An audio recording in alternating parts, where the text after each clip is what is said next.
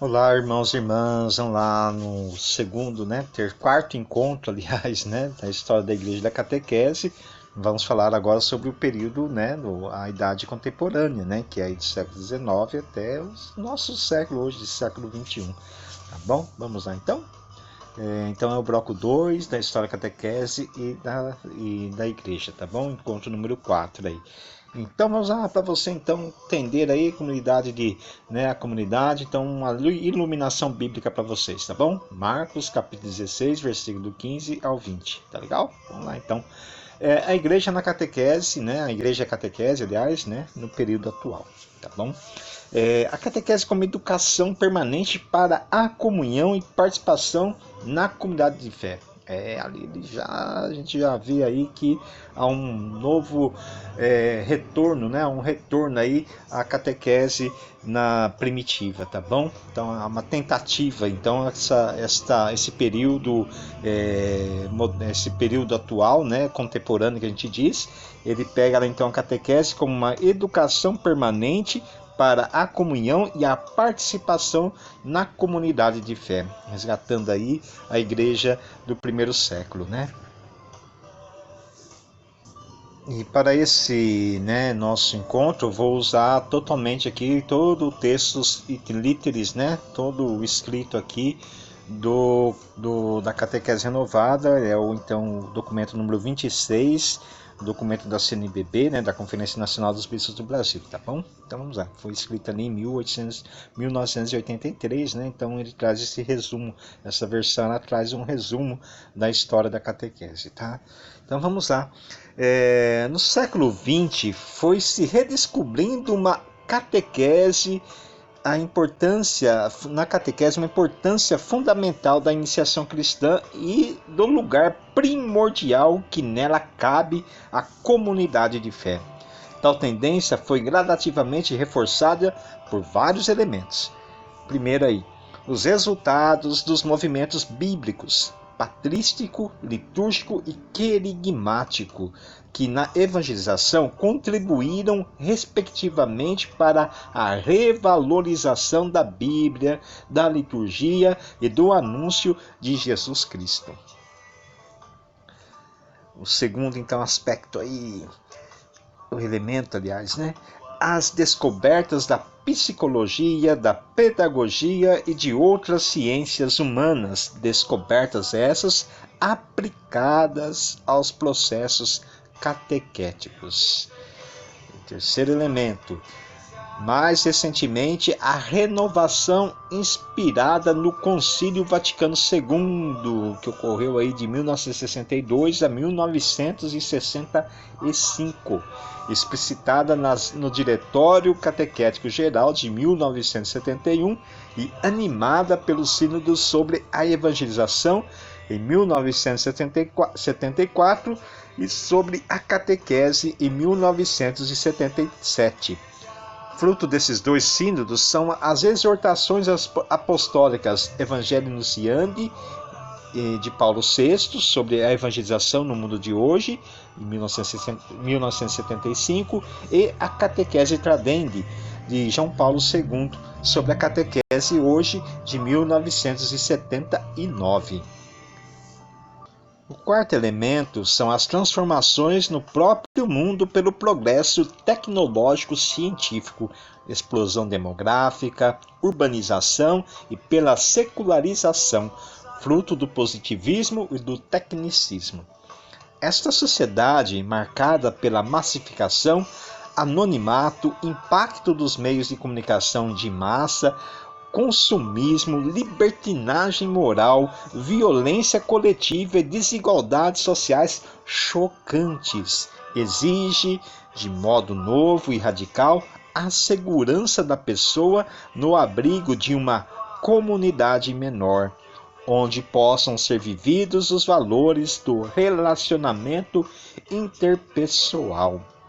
Essa sociedade, marcada também pelos ateísmos práticos e teórico-militantes, por diversos tipos de neopaganismo, pelas formas fanáticas e sectárias de religiosidade de origem recente e pelo indiferentismo religioso, precisará também de um tipo de catequese que, além de uma sólida fundamentação da fé, seja capaz de ajudar o cristão a converter-se e a comprometer-se no seio de uma comunidade cristã para a transformação do mundo.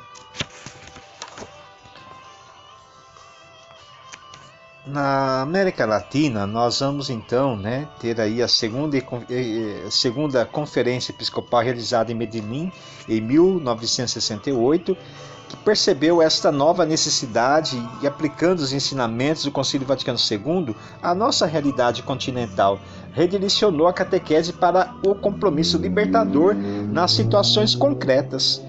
À luz do documento final de Medellín, confirmado mais tarde pela Evangelii Nunciandi e pela Conferência de Puebla, a catequese na América Latina vem procurando realizar-se em estreita ligação com a realidade de vida, para a construção de uma comunidade de fé.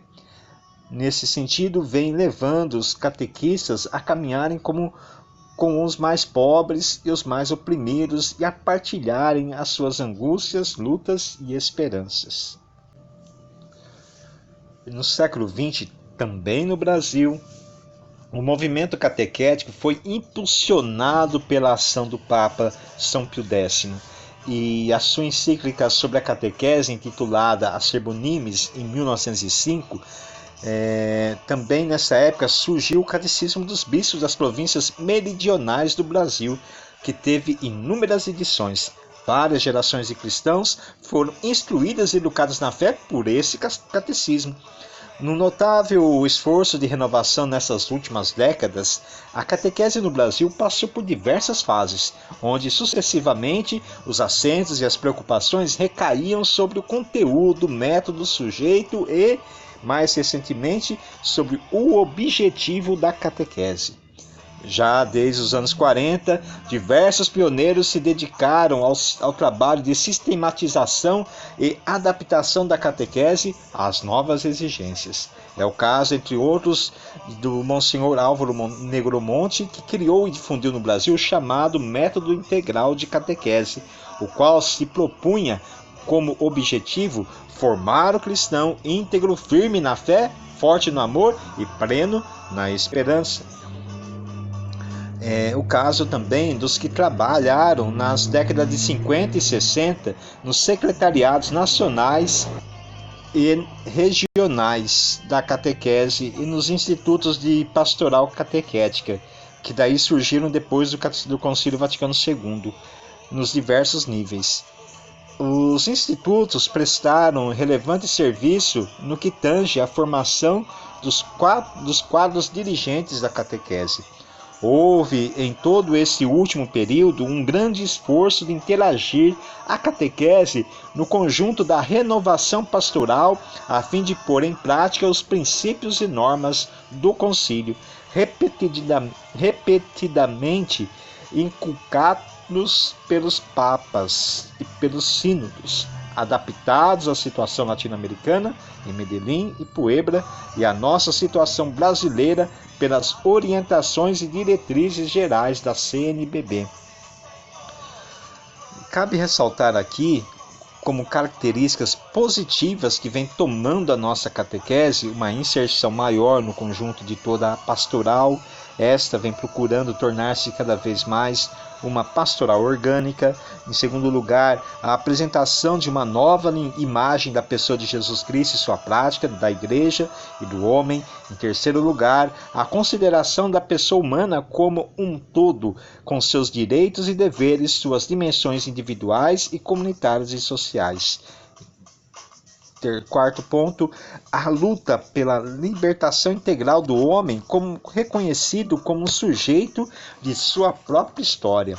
Quinto elemento, o relevo dado às comunidades eclesiais de base e opção preferencial pelos pobres.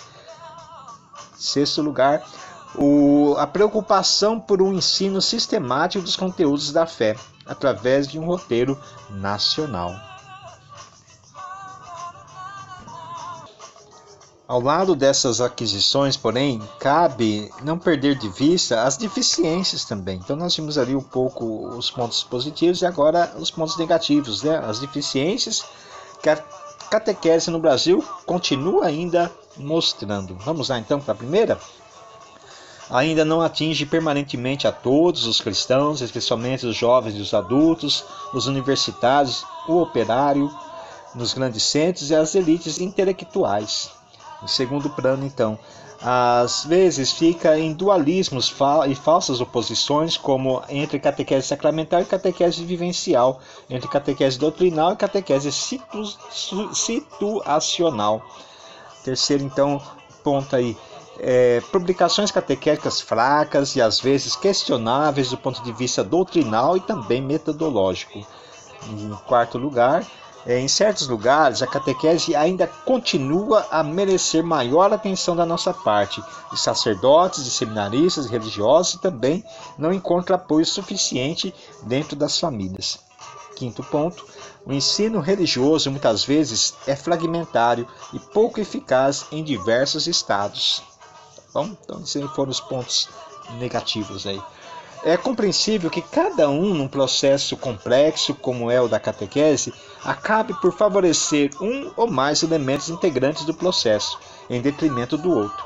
Daí o surgimento de diversos tipos de catequese e uma rica variedade de textos e manuais que sublinham, às vezes, a instrução nas verdades, outras a experiência vital individual comunitária, os métodos de uma sã pedagogia e a devida atenção à pessoa do educando. Em alguns sobressai o aspecto da inserção na comunidade de fé, noutros a adesão à caminhada do povo na busca de sua libertação e o impacto transformador nas estruturas sociais. Cada uma dessas múltiplas tendências existentes em nossas igrejas locais, em seus aspectos positivos e suas limitações, o processo que procura integrar os diversos elementos válidos das diferentes tendências parece-nos como o mais correspondente aos objetivos finais da catequese e como o mais fiel às diretrizes da Igreja desde o Vaticano II. Tal processo procurará unir fé e vida, dimensão pessoal e comunitária, instrução doutrinária e educação integral, conversão a Deus e atuação transformadora da realidade, celebração dos mistérios e a caminhada com o povo. Então nós procuramos, estarei esclarecer para vocês, esse período catequético, tá bom, gente? Então que nós possamos aí agora, verificar bem os processos que nós temos, essa realidade catequética que hoje ela é muito empobrecida e frutos aí desses 15 séculos da idade aí, da cristandade, que gerou aí certos conflitos, certo empobrecimento e desafios para a catequese hoje, tá bom? Então nós encerramos esse bloco segundo.